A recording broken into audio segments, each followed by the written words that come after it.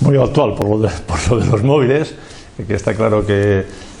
todos sabemos que Internet y las redes es el futuro. A mí no me gusta mucho el presente, cómo se está utilizando, pues yo creo que Internet en el presente, en su vida, nos ha traído mejoras desde el punto de vista de productividad, desde el punto de vista industrial,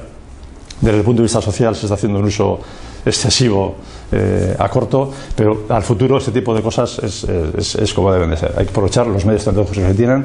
pero sobre todo lo que me gusta, lo que dices, es más que el trabajo en grupo, es el trabajo en equipo, que me gusta llamarlo a mí, que es precisamente que se acostumbren a compartir lo que cada uno tiene de bueno, lo que cada uno conoce, lo que cada uno sabe, lo que cada uno siente, para conseguir un fin común. Y es por ahí donde en el futuro además van a tener que colaborar, porque el futuro pasa por colaborar en equipo, sumar lo mejor de las personas para conseguir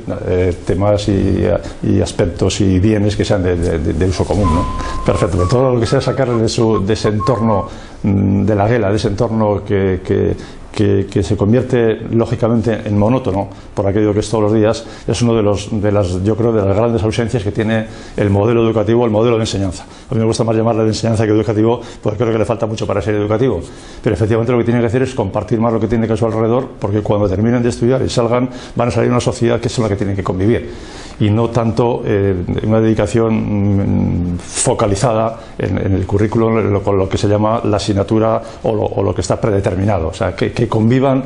el exterior, que convivan la sociedad, que compartan la sociedad y que trabajen en equipo. Me parece una idea estupenda. Entendemos a veces,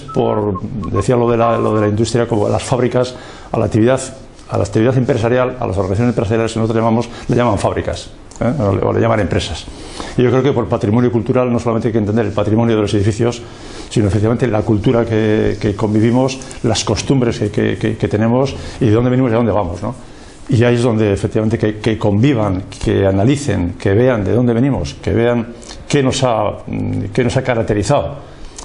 y qué debe caracterizar a un pueblo, a una nación. Yo creo que es fundamental, ¿no? Y que se introduzcan en ese pasado y en ese presente, y sobre todo qué quieren ellos para el futuro, pues posiblemente les va a ayudar a realizar, yo no diría parar en lo que ven, sino de lo que ven, qué quieren ser y ellos cómo les gustaría construir esta nueva sociedad que les va a tocar construir.